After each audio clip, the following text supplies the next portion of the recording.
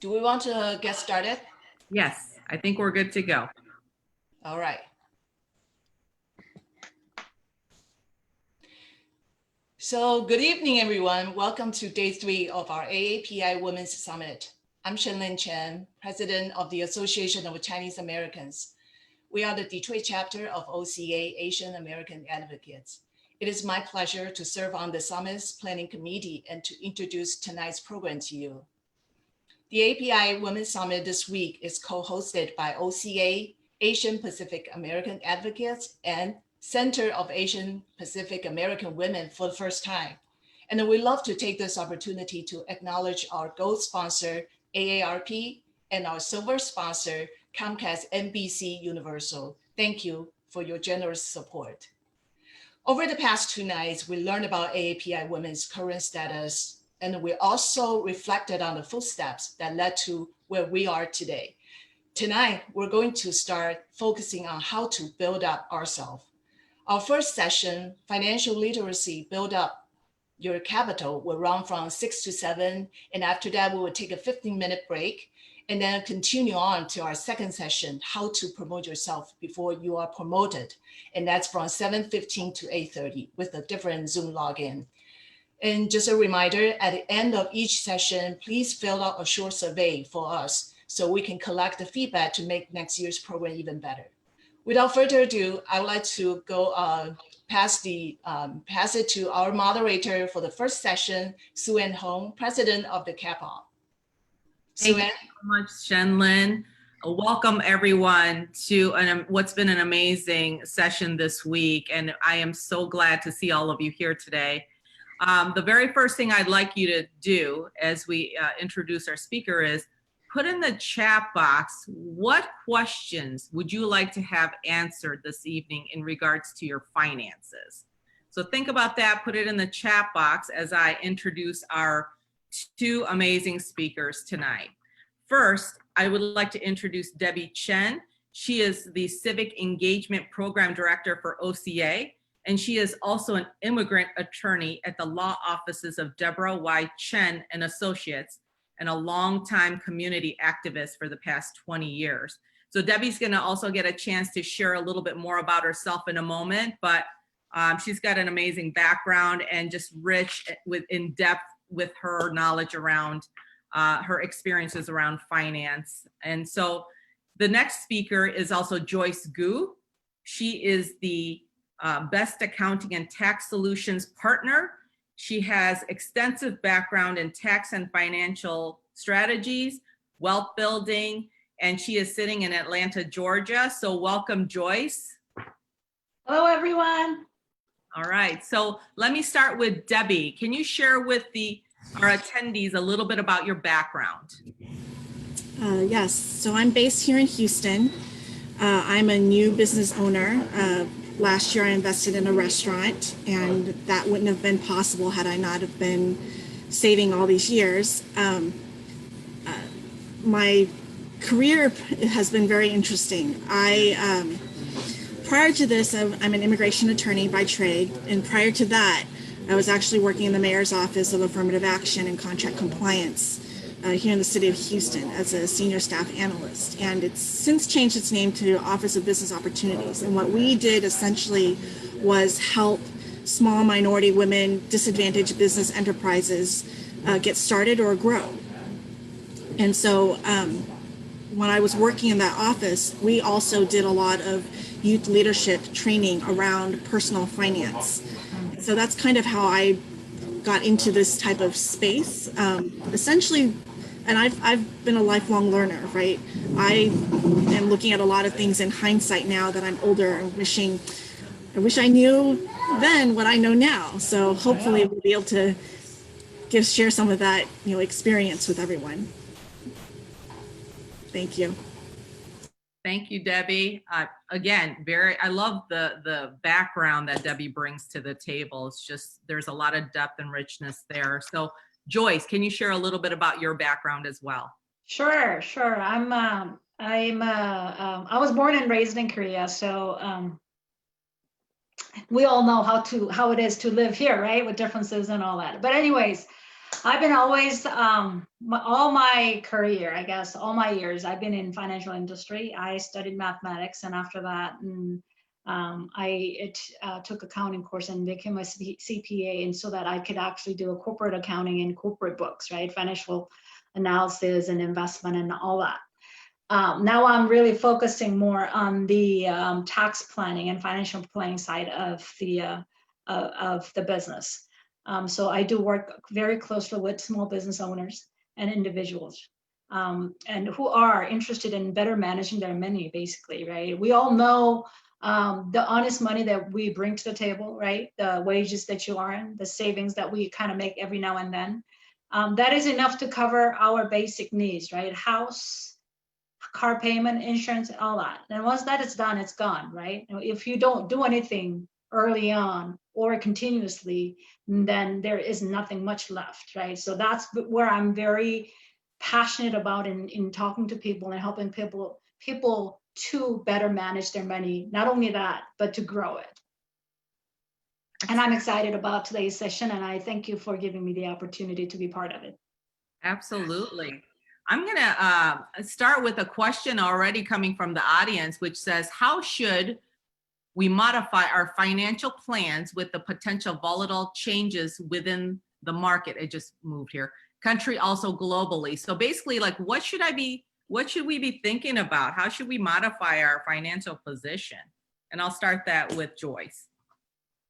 That's a question, right, that we all ask ourselves. It's a tough question because that kind of, even though we all know timing the market is not a good strategy, but that's what we're trying to do though, all the time, especially now because of coronavirus related market tanking and market changing, the volatility altogether. My answer would be this, is that you break down your investment portfolio, right, into 3 different sections or 3 different pieces. One is short-term, mid-term, long-term. Short-term meaning 1 year or less, mid-term meaning 2 to 6, 7 years, and anything beyond will be long-term, right? So if we're looking at long-term, right, then you are gonna review your portfolio or funds or the stocks and bonds that you have, and you probably wanna leave it as is, right? Unless you change your plan, your big picture in terms of how you're going to live your life. Some people tend to or decide to leave the industry and retire. So then those things are quite different. But based on the needs, if you're going to need like the money within a year, right, then this may not be the great time to jump into different, like, purchasing different stocks and bonds, right? So obviously I don't have a crystal ball, so I cannot tell you what to buy, what not to buy. However, making a decision based on how the market does on a daily basis is not a good idea, as we all know it, right? For short term, if you're very concerned about your cash flow, you may want to change your position, put it in the money market or savings. And Joyce, again, that sounds like too, like it also depends on your risk tolerance as well. Absolutely, absolutely. So Debbie, right now, today, what is like the most critical thing that I need to be thinking about as it regards to my finances? Cash is king. Everyone should That's be. tweetable. Yes, cash is definitely king. Whether you are an employee working somewhere, or you have been furloughed, or you are a small business owner, having cash flow is really key and critical. Right. And it goes towards, your future too. One of the things that I wish I knew in my 20s that I know now, is essentially, the earlier you started savings, and it's really about discipline. It's not, one of the things my dad told me many, many years ago that I wish I'd listened to much earlier than I did was that, it's not about how much money you make, it's about how much you are able to save. Right. I know people who make very good money who have very little savings. And I know people who made very modest money who have saved a lot and are actually in a better place financially. So it does come down to just cash is king. It gives you freedom. It gives you, I think it gives you more peace of mind. to have that. Debbie, I love the cash is king. I wanted to wear a crown. But one of the things that I wanted to ask you that we had talked about is what are some practical things that people can do in their control to have more cash on hand? So this is a general point of reference, right? Let's assume whatever salary you may be making, you want to try to get to where your living expenses, just your regular expenses, are 50% or less of whatever you are making, all right? Now, if you're making a lot more, you can adjust it, right? These are ballpark numbers. And then the other 50%, you can divide that between 20 for fun and 30 for savings.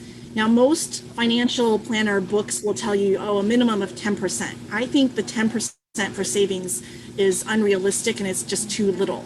It doesn't give you enough wiggle room to really have peace of mind later,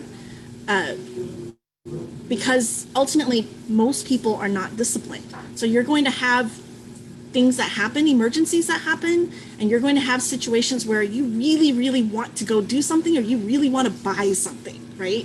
And so having that, extra that you would save, that's what gives you the wiggle room. And then, with that, it's really important to have a set budget that you started early, right? And it's not, if you can stick to your budget, that's great, right? But it's really more about developing that discipline of like, okay, this is, my plan, right? And trying to live within that plan, trying to live living within your means is what most people call it. But it's really more about developing that self-discipline and having a plan. And, and for those of us who don't have great self-discipline, I would fall into one of those categories. I usually tell people, if you're on a regular salary, right, every paycheck, just automatically have an extra, it doesn't matter if it's $10 or $100, just automatically have it taken out and just auto deposit into a savings account. It's out of sight, out of mind. You don't see it in your paycheck. It's just gone. Same thing for those of us, every financial book will say, oh, don't put extra money into your withdrawals for taxes, right? Because you don't want to lend the money to the government. Well, the issue is that most people don't have the discipline to say, oh, I'm going to go put the extra $20 into a savings account every month. But if you just let the government take it, or essentially the IRS take it, then you're going to end up with a larger lump sum when you get your tax return, your tax refund.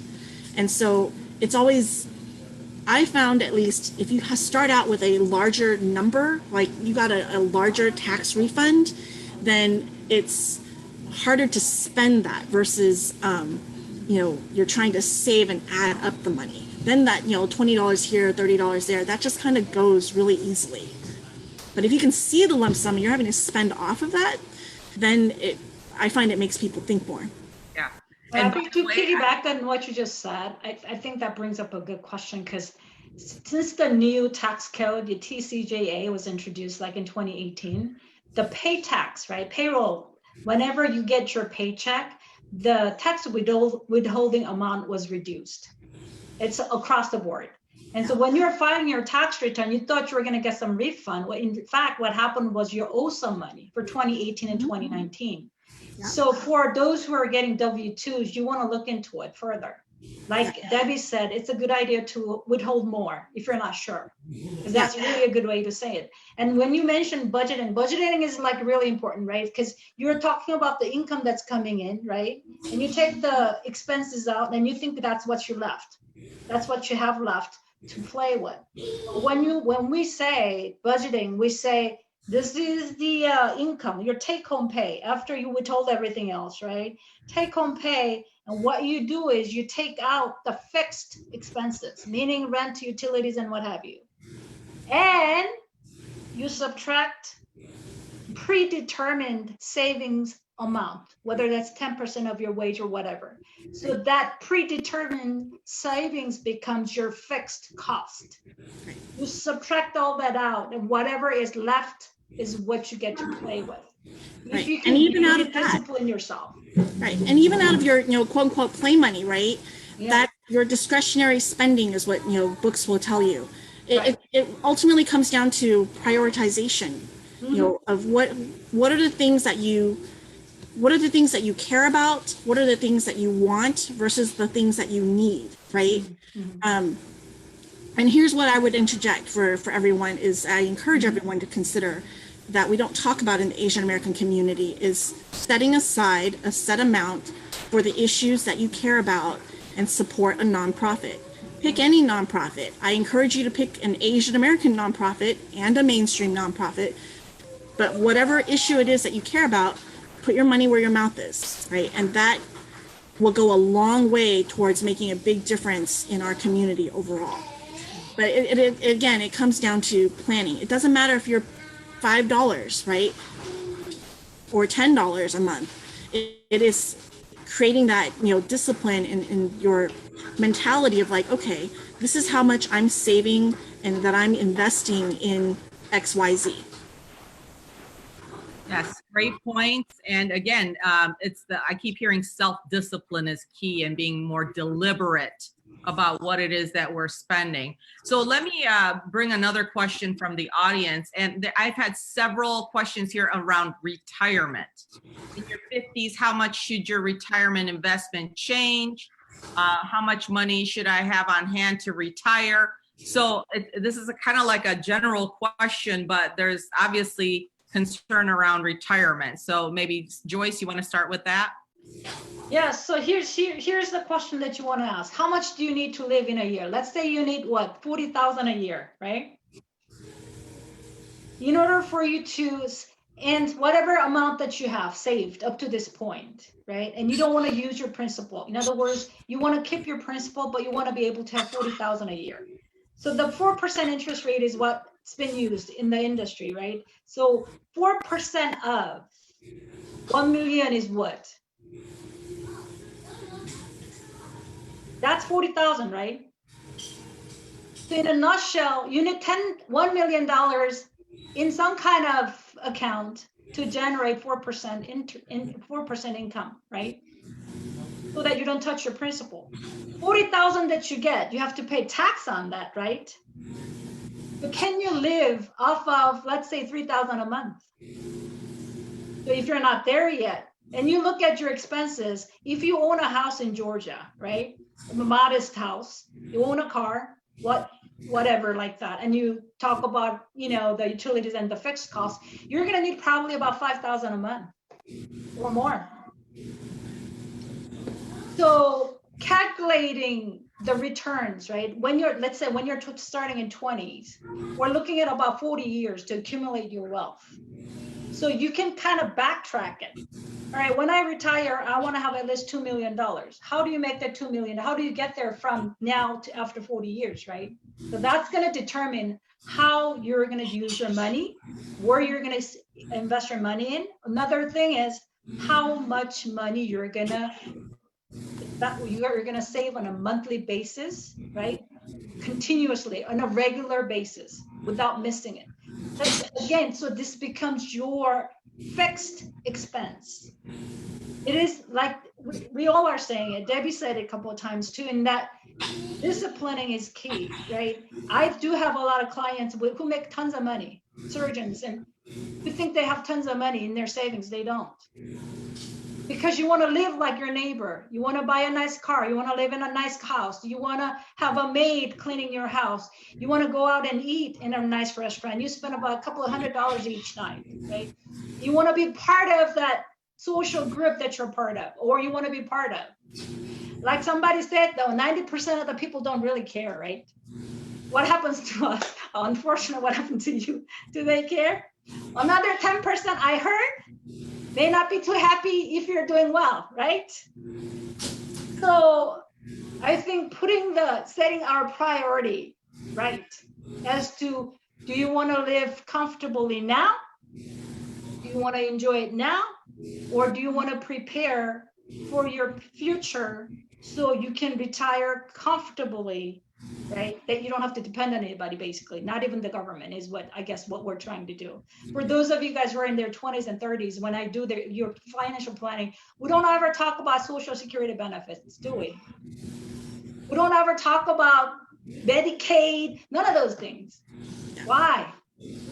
You definitely want to hold that control, right? You want to be the one who has the control over the things that are happening to you and the money, right?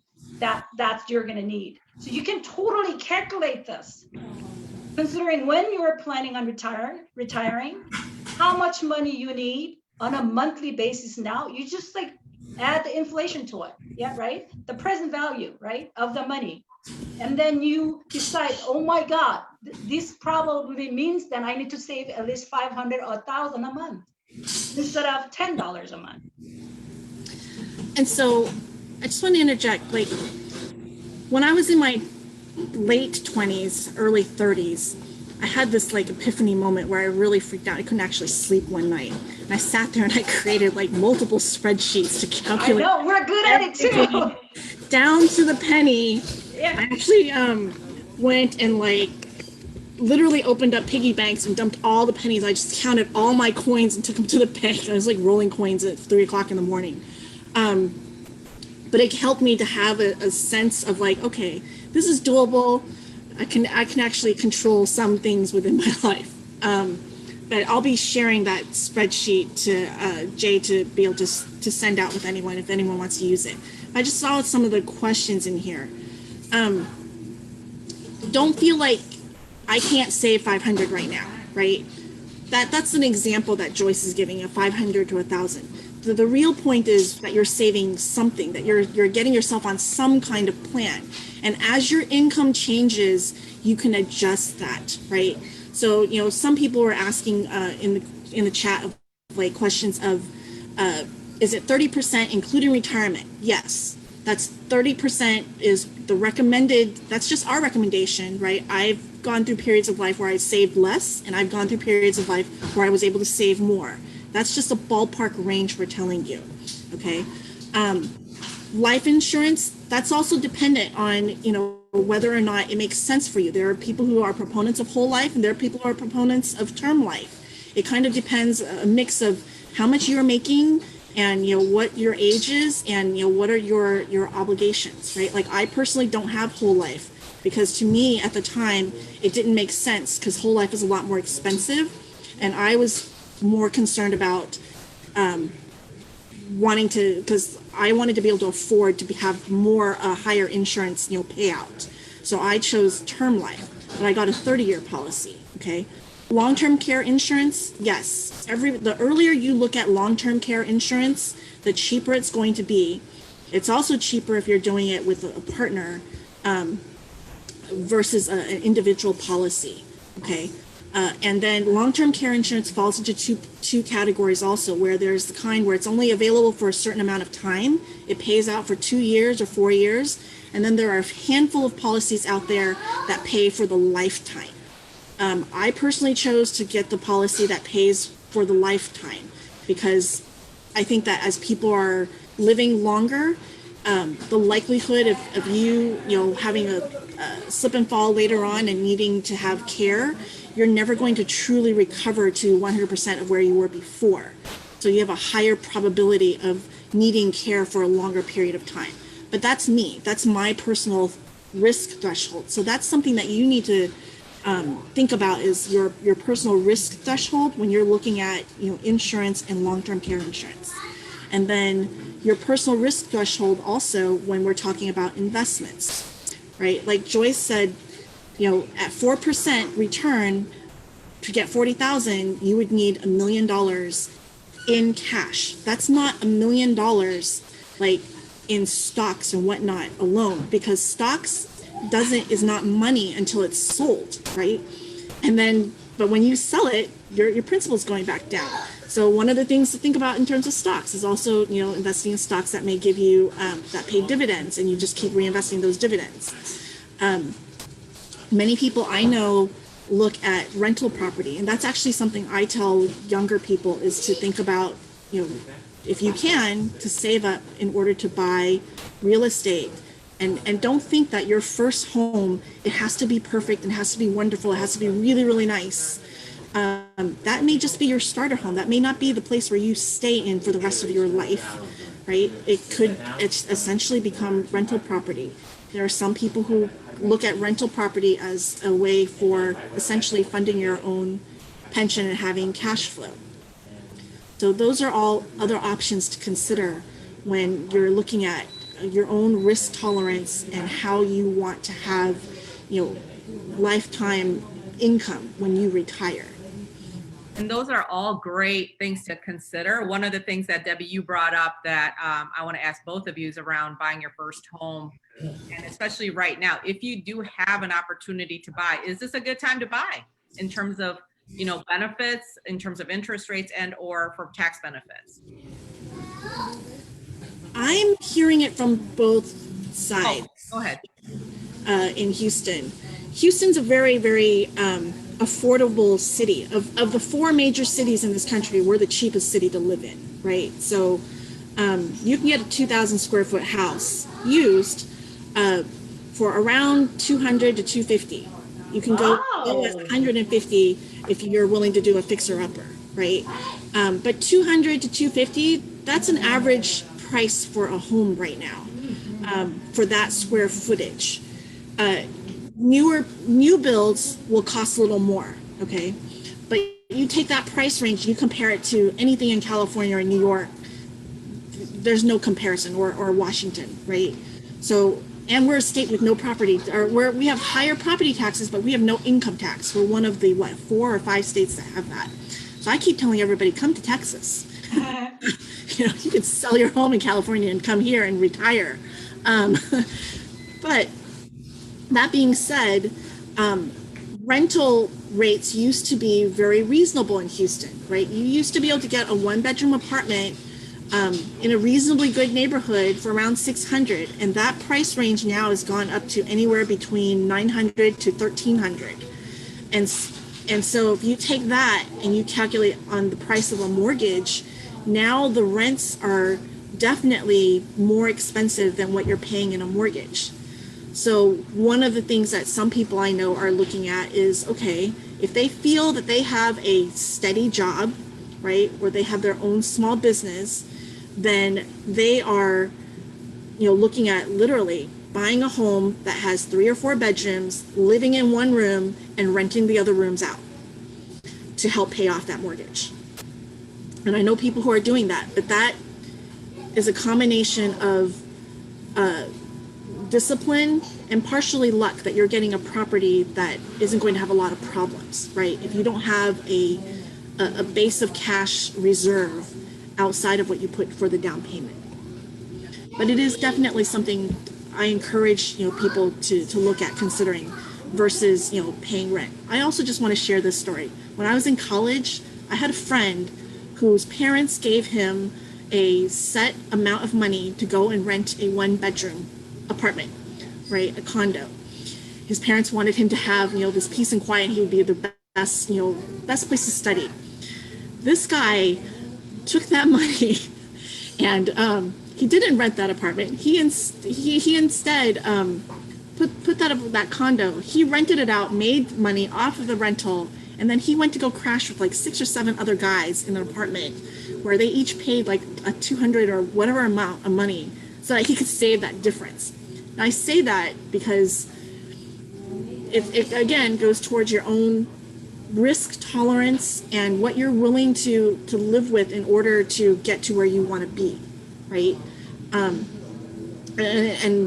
I don't want to use the word sacrifice, but it is a type of balancing that you have to decide what you are willing to do in order to get to where you want to be. Thanks, Debbie.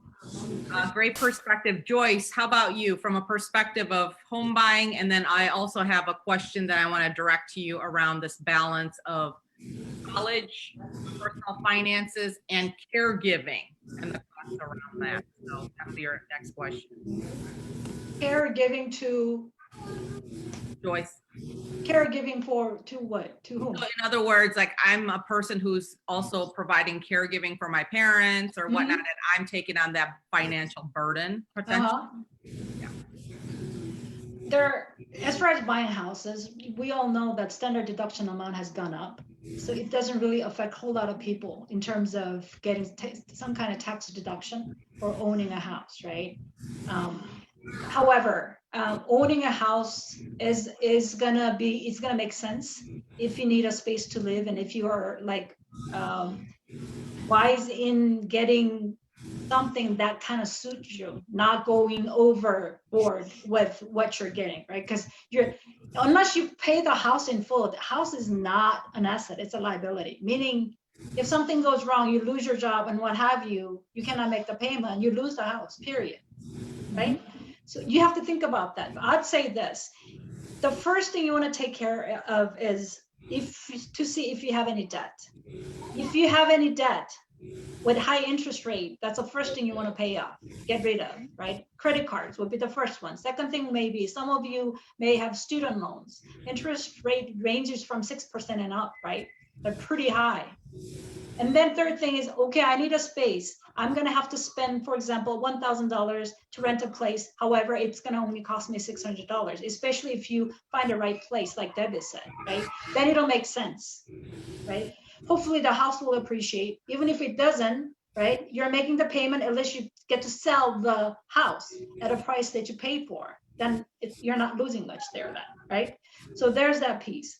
For those of you guys who are a caregiver to their parents, there are different things your parents can do. If they didn't have long-term care insurance and what have you, they can actually get a Medicaid trust.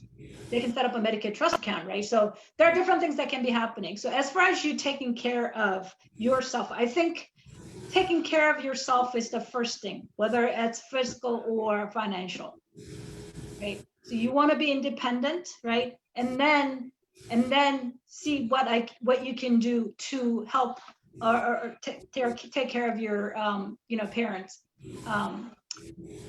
Whether it's the financial or emotional, whatever kind of support that you need to give them. I think really taking full control of your finances will give you such a peace of mind. It'll be so much easier for you to take care of somebody else. I think it's very, very important. People talk about many different things. We have different characters, whatever like that. But what's going to break a family is finances. Bottom line, that's what it is.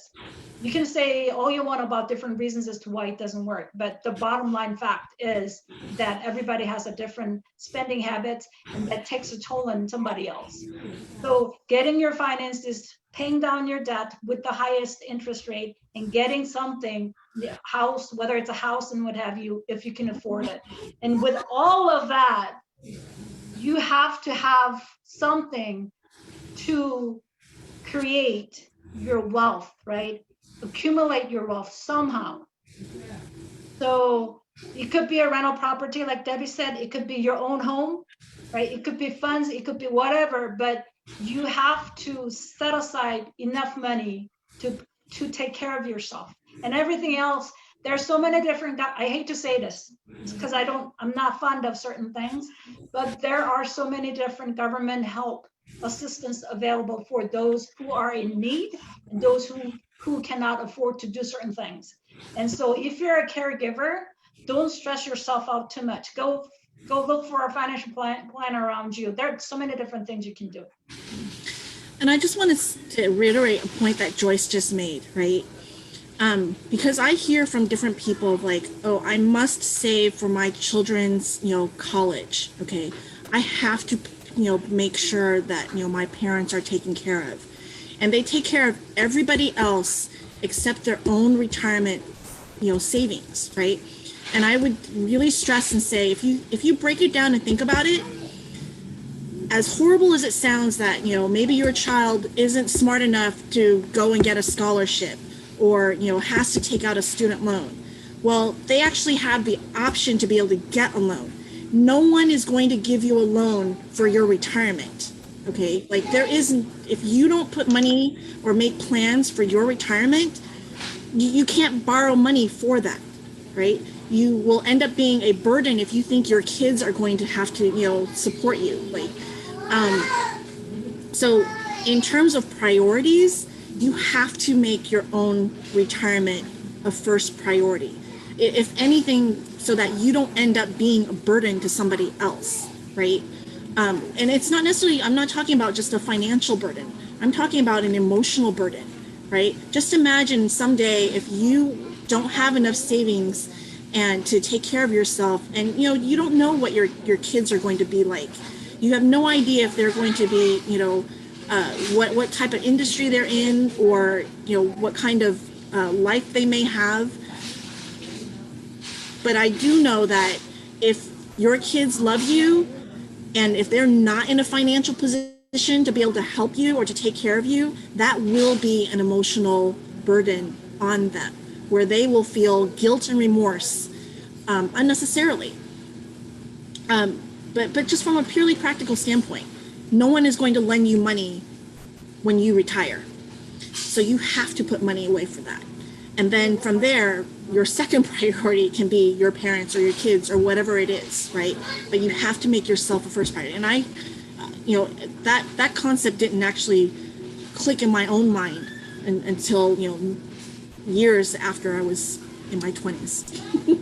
Isn't that funny how that works? I was in the financial industry all my life, my early years. I didn't really practice what I knew, which is crazy, right? It's like so crazy. So I urge you guys, if you can take one thing out of this session, do something with it. Don't just don't do nothing there. Do something with whatever it is that you get to pick. I just saw a couple of questions there.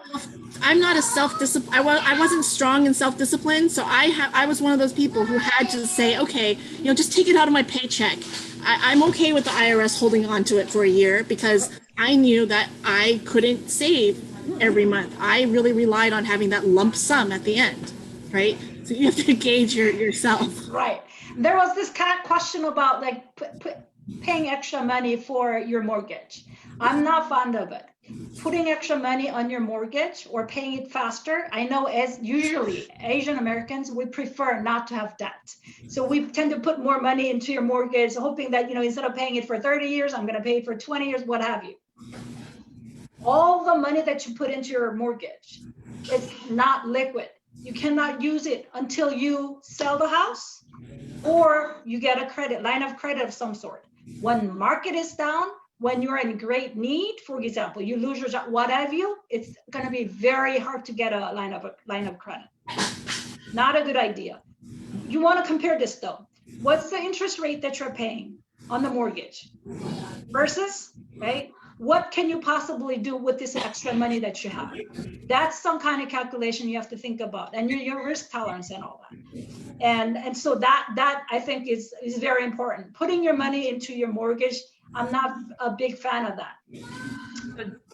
Joyce, how much cash on hand should somebody have, like in a month or 6 months? What's recommended is usually 3 to 6 months of your fixed expenses, right? That's what you have in the cash. But some people are very conservative people who want to have more. Some people want to have less, right? So as long as you control it, I'm more on the aggressive side, right? So if the funds that I choose for myself and stuff like that are more aggressive, right? And I don't tend to keep a whole lot in my checking or savings because I don't believe in that. But as long as you can manipulate or move the money fast enough, then it's okay, I think. And there was another question about any tax changes, right, for 2020. There are some changes in the tax code for 2020, especially for COVID-19, right? If you needed extra cash, you can actually take money out of your 401k, right, without paying any penalty. So there are different things happening. So if you're in need of pulling some money out of your retirement funds and things like that, this year would be a good year to do it. I highly recommend Roth IRAs. Like, if you put money into if you work for a company that has a 401k or a 457 plan, which is essentially the nonprofit version of that, or government version, you would only put in up to the amount that you are going to get matched, and then you would put money into the Roth IRA first, and then anything out after the 6,000, whatever amount minimum, or I'm sorry, max that you can put into your Roth IRA, then put that towards, back into your, 401k. The difference is that your Roth IRA, whatever you make in that account, someday when you take it out, it's not taxed. Everything in your 401k, someday when you take it out, it will get taxed. Right, So- so looking into your tax bracket, right? Your current tax bracket will be a good indicator as to what you want to do. For most of you guys, especially who are starting like in your early 20s, today is the day that you probably make the least amount of money in your lifetime, right? Then it'll absolutely make sense to put your money into Roth 401k or even a Roth IRA for yourself, right? But if you're already hitting the highest mark over there somewhere, right? Then that's where you want to do the planning, especially tax planning, if you're at that rate. So from a perspective of college funds, so and there obviously college is very expensive, and this is very much a big issue for families. But from a tuition perspective, what's a good strategy in terms of saving for college right now? If your grandparents have money, have them put money into, have them put money into your 529 plan. That's gonna avoid you from getting financial aid should you need to, right? That money doesn't get counted anywhere. So if your grandparents have money, that's the best strategy. Let's start with that. If not, putting your money into 529 plan has its pros and cons, right? Especially if you're at a tax bracket where you are like there somewhere, you don't make a whole lot of money, but you make enough so you can't really get any kind of financial aid, right? But that plays a big part in planning for college planning, right? How much money your parents make, right? Which school you're going to go to, and who else has some extra money in your family. So start with your grandparents. It takes a village. Debbie, Yes, it what does. about you? Any other thoughts around college savings or? I think that it depends on which demographic we're talking about, right? Like for someone who is young and, I think the foremost thing for their minds is, they have their own college debt that they're trying to pay off. I would encourage you, again, to pay off your own debt first before Right. you start talking about putting away money for your kids, okay? And again, it goes to, because I've seen, especially Asian parents, right? I've seen a number of parents, members within OCA even, who felt it was so important that they paid for their children's college. And they were like, well, my kid will take care of me, right? And, that's great if it works out, but there's no guarantee of that. And then, again, this goes back to, having control over your own destiny. I've also seen women who were married, happily married, thought they were happily married, and then in the aftermath of the divorce or during the divorce, had their husband transfer all the money into the kids' names or wherever, and they ended up with nothing. Where, this poor woman, one example that pops in my mind, 50 some years old, having to have her parents help her to put a down payment on a home because her husband had somehow screwed her out of everything, even though she contributed to this marriage, right? Had worked also. So I think that speaking from a woman's perspective, I think it's even more important that people learn, or women learn, how to take control of their own finances. I know a lot of women don't like to deal with it or think that someone else is their husband or their spouse is going to take care of it. And I would just say, even if you don't want to deal with it, you have to learn to understand it so that you can at least see what's happening with it, right? And that goes, towards making sure that you are debt-free before you start thinking about, making sure that your kids, have savings for their college, because no one is going to lend you money unless, you happen to be fortunate enough to have parents who can help you. But what happens if you're not in that situation, or things happen and they're not in a position to be able to help you? That is a great point, Debbie, because you do it on faith that somebody's going to do something to help you out, and then at the end of the day, that is not guaranteed. So I think that's a great lesson there. So Joyce, what are some of the things what are the most frequent questions you're receiving? Today is, by the way, tax day. Hopefully everybody. I know, like, pray! Yes, like, and tax yes. season is over. So what are the most frequent questions you're getting? And Debbie, I'm going to ask you the same thing from a perspective from being an attorney and all the things. I'm sure there's a lot going on, but Joyce, what are those frequent questions? Frequent questions. I just want to mention this. You guys all know women live longer. We live longer sick. Okay, men die, but they are not as sick as we are. So there is this reason statistically why you have to learn and know about your finances. Because the older you get, I'm going to tell you, it's going to be harder. And what you're going to be attracted to are those who are scumbags, basically. We're trying, that's just reality. So you want to start learning about finances. You want to know what's happening and how to look at certain things, how to read certain things. That's very, very important. The questions that I get a lot is this: how do I save tax, right? Because I do file tax returns for you. I do tax planning for you. The reason why I think it's very important for you to have a financial planner or advisor and working with your CPA is this. For a lot of you, tax planning doesn't really make any sense. You don't make enough money to worry about that. Most of you, especially for those of you who are in your 20s, who are starting. So what you want to do is now you want to learn how to read financial statements, your personal financial statements, how to do budgeting, right? And how to accumulate your wealth long term. I think that's what you should focus on. When people come to me, they usually ask me, Joyce, I don't want to pay tax. Basically, that's why. That's the point. You all think that you're paying tons of tax, but you don't. Most of you, 50% of the population don't pay any tax, right? So when you actually look at your tax return, which will give you exactly how much you're paying, effective tax rate that you're paying, then you have to understand that. And with that information, right, you have to go and focus on how to build your wealth, how to build your future, basically.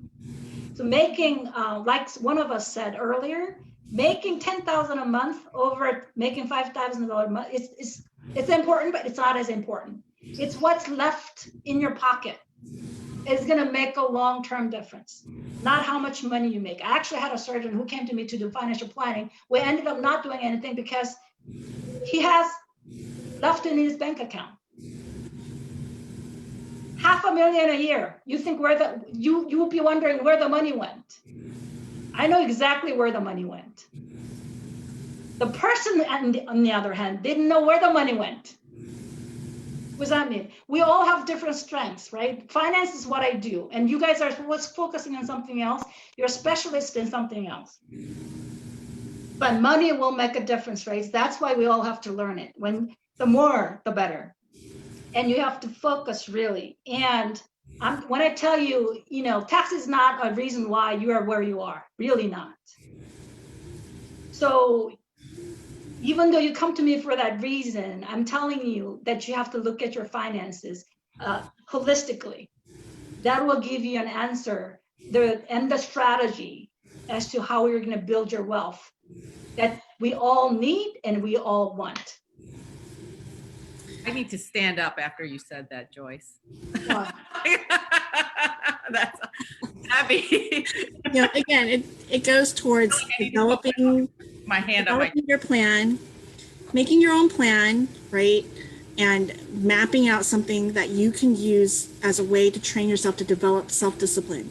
It's really important as a woman that you understand how your finances are done, that you are the one who is in control, or at least can review everything and more importantly, have access to everything. And here's something that most people will not tell you, but this is what I, as an attorney, tell all my friends.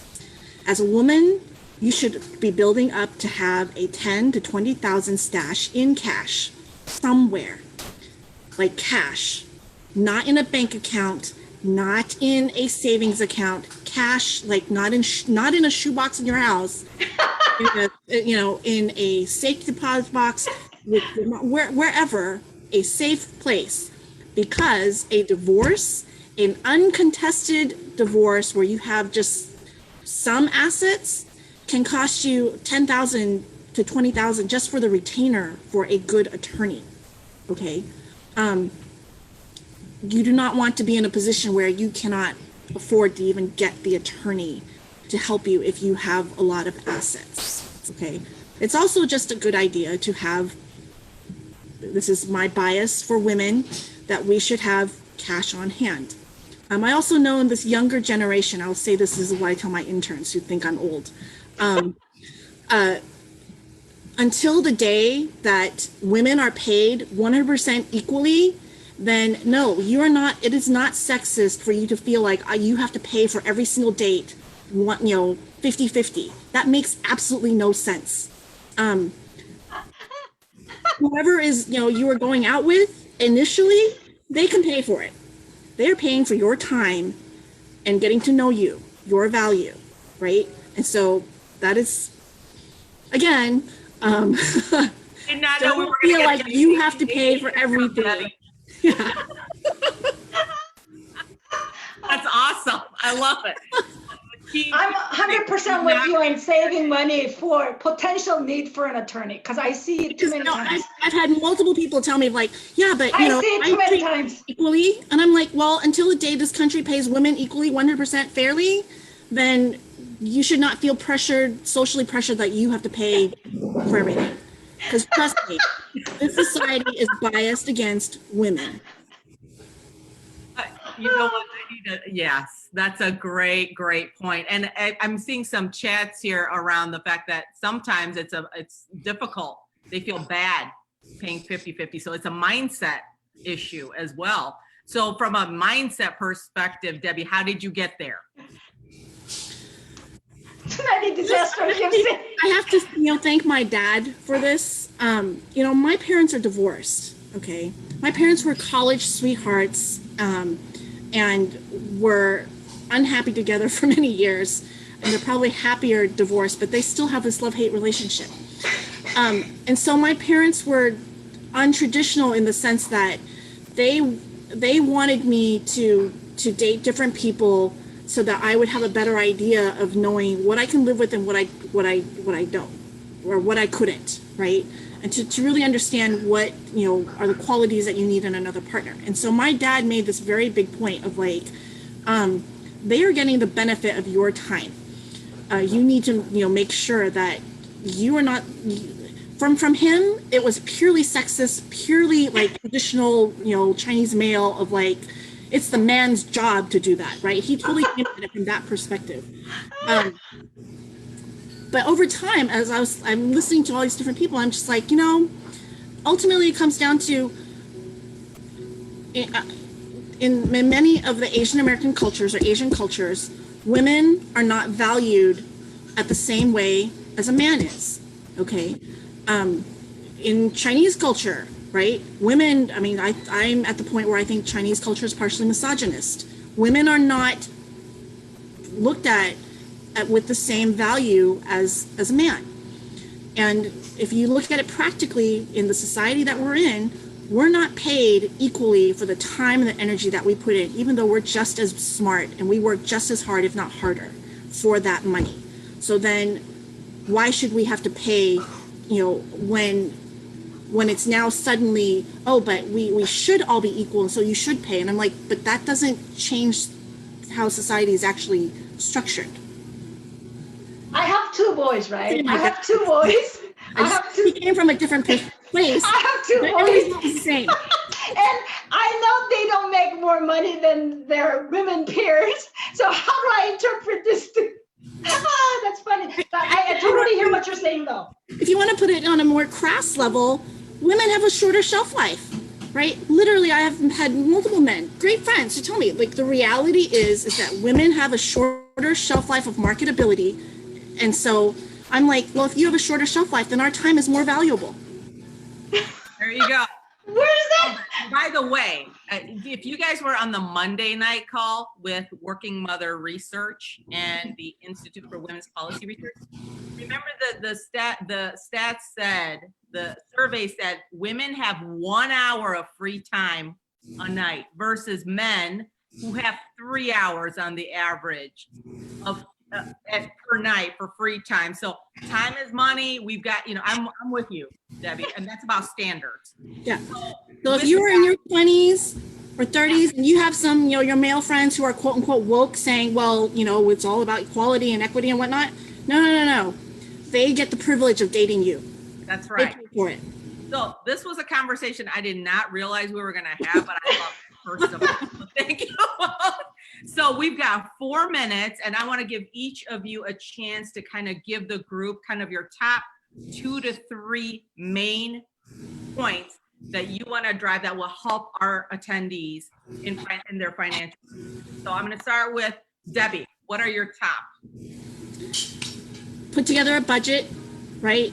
Figure out if you have self-discipline or not. If you know that you don't have strong self-discipline, then try to get things that are automated so that you can have a lump sum of savings to work with. Savings gives you freedom. It gives you the freedom to be able to choose the career that you want. It gives you the freedom to be able to support the nonprofits you want to do, the things that you care about. Maybe you don't want to work corporate America forever. Maybe you want to work in government. We need Asians in government.